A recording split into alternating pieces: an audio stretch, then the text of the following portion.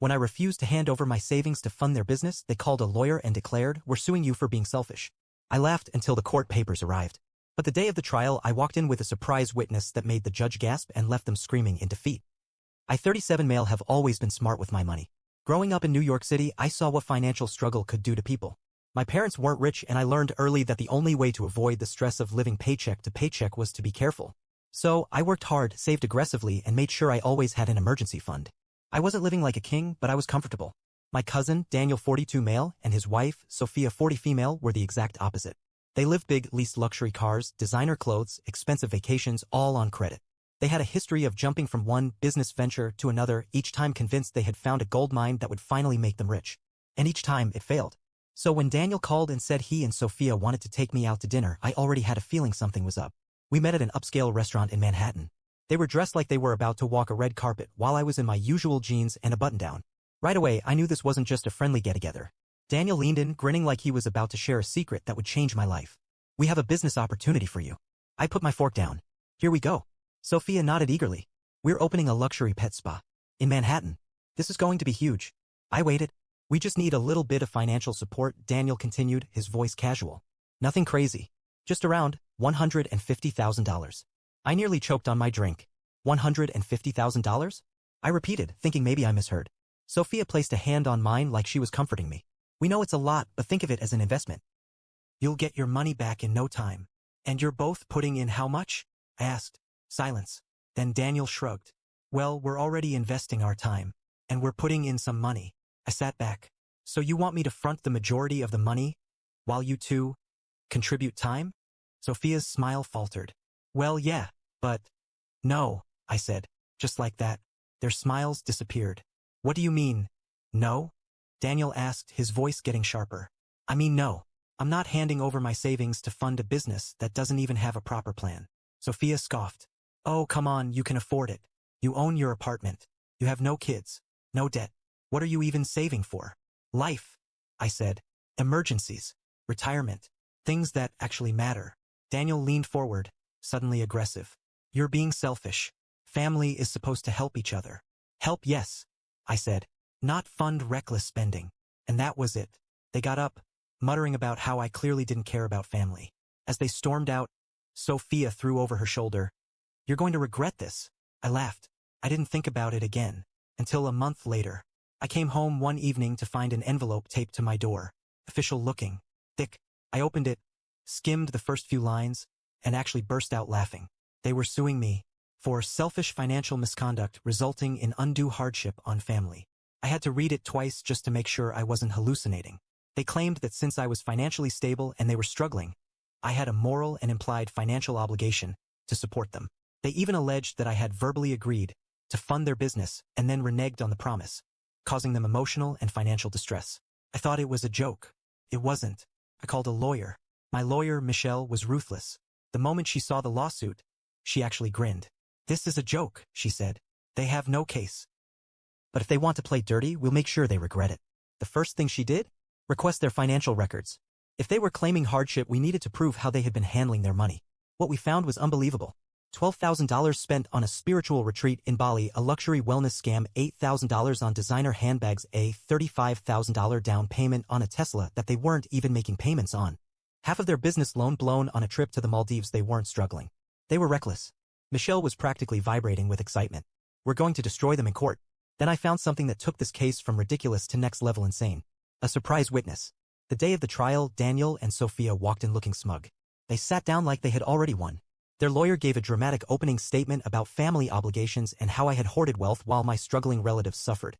They put on a full sob story about how they were on the verge of financial ruin and how my refusal to help had ruined their dreams. When it was our turn, Michelle didn't hold back. She handed the judge a thick stack of documents. "Your Honor, these are the plaintiff's financial records. You'll see that they have not only been reckless with their spending, but they have also repeatedly lied about their financial struggles." The judge's frown deepened as he flipped through the pages. Then I stood up. "Your Honor, I have a witness." The courtroom doors opened, and in walked Sophia's former business partner. Her scam former business partner. The room went silent. Sophia's face turned white. Daniel started shaking his head. Their whole case? Destroyed. The moment Sophia's former business partner walked in, everything shifted. The confident smirks Daniel and Sophia had walked in with? Gone. Sophia's face drained of color like she'd seen a ghost. Daniel's jaw clenched so tight I thought his teeth might crack. Their lawyer? He started flipping through his notes like he had missed some very important detail. The woman who entered, let's call her Natalie, walked with purpose. She was dressed sharp like someone who had been waiting for years to set the record straight. She took the witness stand and adjusted the microphone, her eyes never leaving Sophia's. Michelle approached her.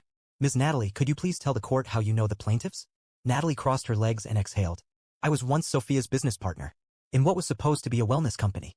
She convinced me to invest. I trusted her. And she ran with the money. Gasps rippled through the small courtroom. Sophia shot up from her seat. That's a lie. The judge slammed his gavel down. Sit down, Miss Sophia.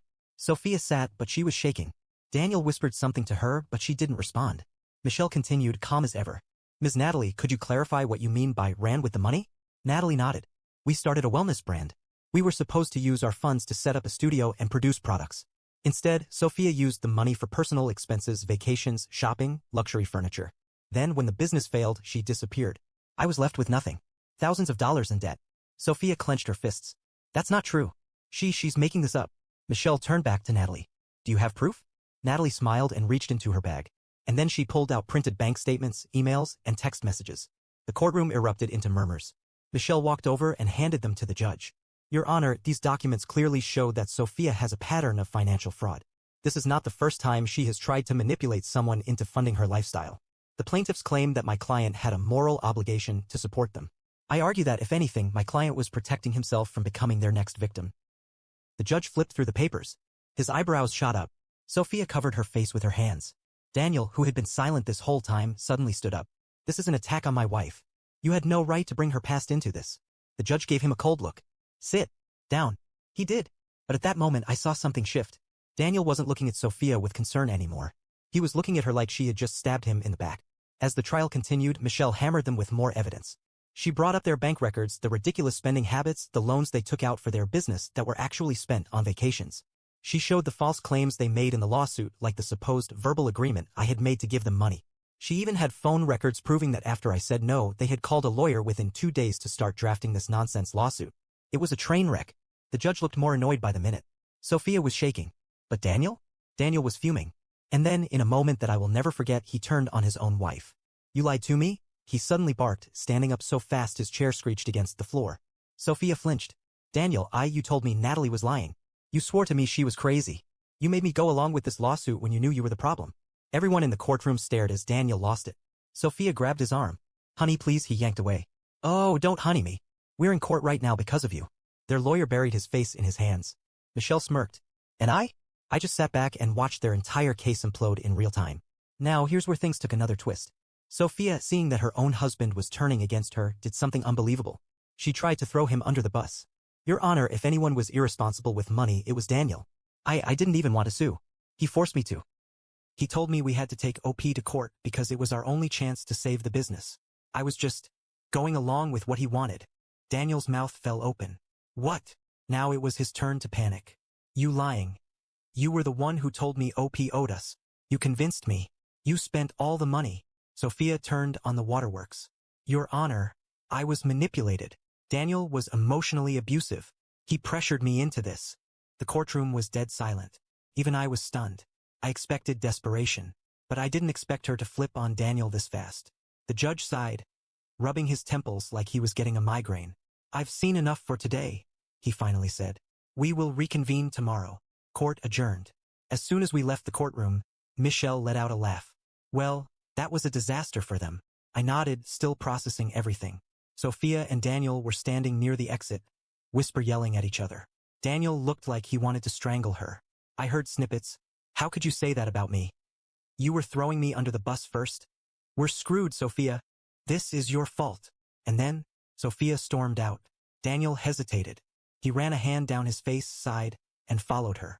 I turned to Michelle. What happens next? She shrugged, smiling. We watched them destroy each other. The next morning, I arrived at the courthouse early. Michelle was already there, sipping coffee like this was just another day at work. How are you feeling? She asked, glancing up from her phone. Curious, I admitted. I want to see how much worse this can get for them. Oh, I think we'll get a show, she said with a smirk. And she was right, because Daniel showed up alone. No Sophia, no lawyer, just him, looking tired as hell, dark circles under his eyes like he hadn't slept. He walked in, avoiding eye contact with me, and sat down at the defendant's table. A few minutes passed. Still no Sophia. The judge entered. Are both plaintiffs present? He asked, glancing around. Their lawyer stood, looking flustered. Your Honor, it appears that Ms. Sophia has not arrived. The judge frowned. Did she indicate she would be late? The lawyer cleared his throat. Not exactly, Your Honor. I was informed this morning that she has withdrawn from the case. A ripple of shock went through the courtroom. I leaned toward Michelle. What? She grinned. She bailed. Daniel's face turned bright red. His hands clenched into fists. The judge sighed heavily. So Ms. Sophia is no longer pursuing this lawsuit? That is correct, Your Honor.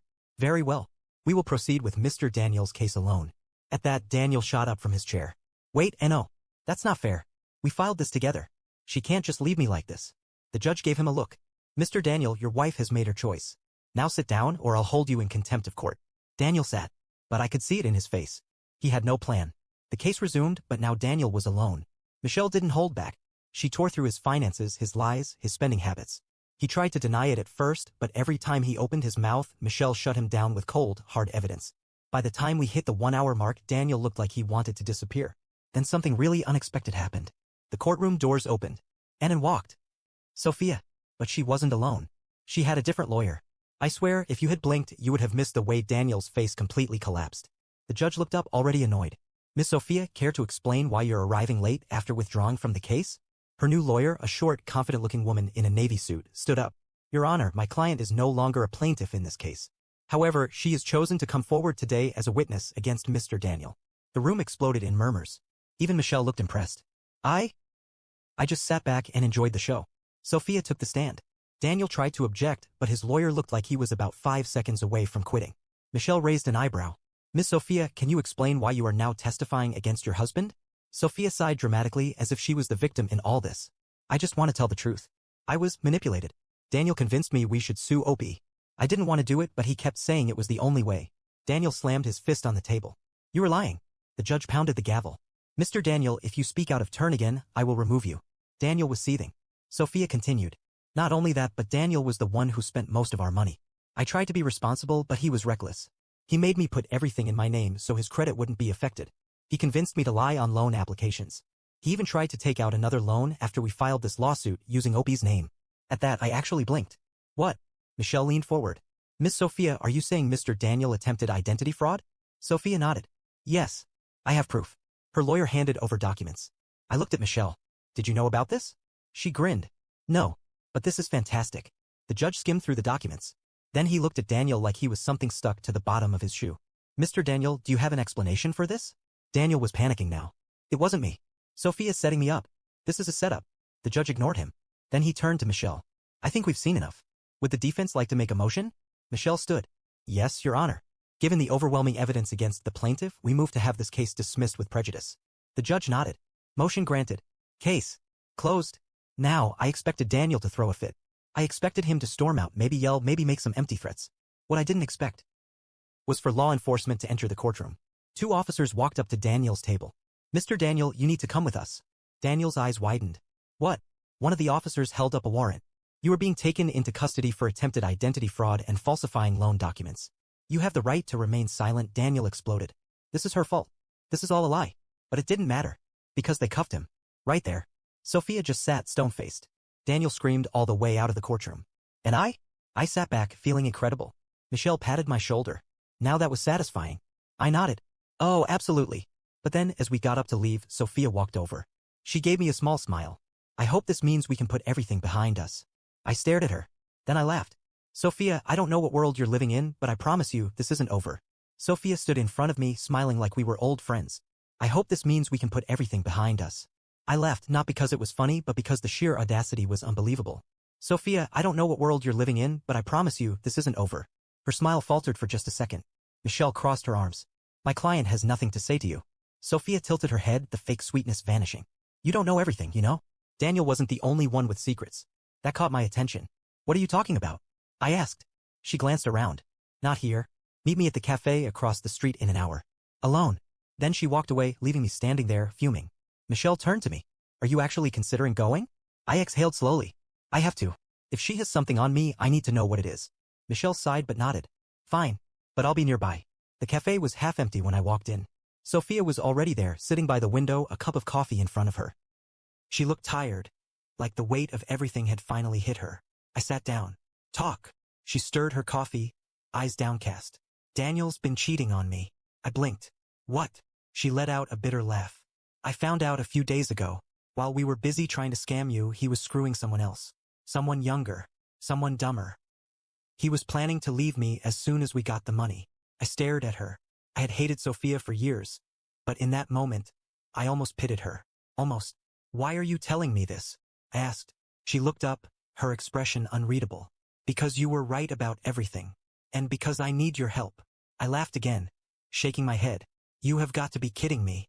She reached into her bag and pulled out a folder. Daniel has hidden money. Off the books income accounts in different names. If the police knew about this, his legal problems would get a whole lot worse. That got my attention. And you have proof? She nodded. And what do you want in return? Sophia hesitated, then said, I want you to drop any plans to sue me. I know I deserve it. I know I was awful. But I have nothing left. If you let me walk away, I'll give you everything you need to make sure Daniel never gets out of this. I leaned back in my chair, staring at her. This was the woman who had tried to ruin me. The woman who had stood by while her husband dragged me into a lawsuit over my own money. The woman who had only turned on Daniel when it suited her. But now she was just another person Daniel had used and discarded. I let the silence stretch before I finally said, give me the files. Then I'll decide. Michelle and I spent the next 2 days going through the files. And they were damning. Daniel had been funneling money into fake business accounts for years. He had been laundering cash through shell companies. He had even stolen from his own mother, moving money out of her retirement fund into his personal accounts. And the cherry on top. He had been committing loan fraud for years, using fake information to get money he had never planned to pay back. This wasn't just about me anymore. This was about sending Daniel away for a long, long time. We turned everything over to the authorities. 2 weeks later, the FBI got involved. A full-blown federal investigation was launched. And Daniel? He lost his mind. I got a call from a number I didn't recognize. When I answered, it was Daniel. You ruined my life. His voice was shaking with rage. No, Daniel, I said calmly. You ruined your own life. I just made sure everyone saw it. He was breathing heavily on the other end. You think this is over? You think you won? I sighed. Daniel, let me explain something to you. Right now, you're looking at federal charges. The kind that don't just go away. The kind that put you in prison for years. Silence. Then, in a much lower voice, he said, what did Sophia tell you? I smirked. Everything. Daniel lost it. He started screaming, cursing, calling me every name in the book. I didn't say a month later, Daniel was formally charged. Fraud. Identity theft. Wire fraud. Bank fraud. The list went on. He tried to fight it, but the evidence was overwhelming. Sophia? She disappeared. She took whatever money she had left and ran. And me? I went back to living my life. The lawsuit, the drama, the chaos, it was finally over. But I learned something important. There are people in this world who will never take responsibility. People who will destroy everything around them just to avoid admitting they were wrong. And the best thing you can do is let them destroy themselves. I still have my savings. My peace. My sanity. Daniel has prison. Sophia has regret. And that, I think, is the best revenge of all.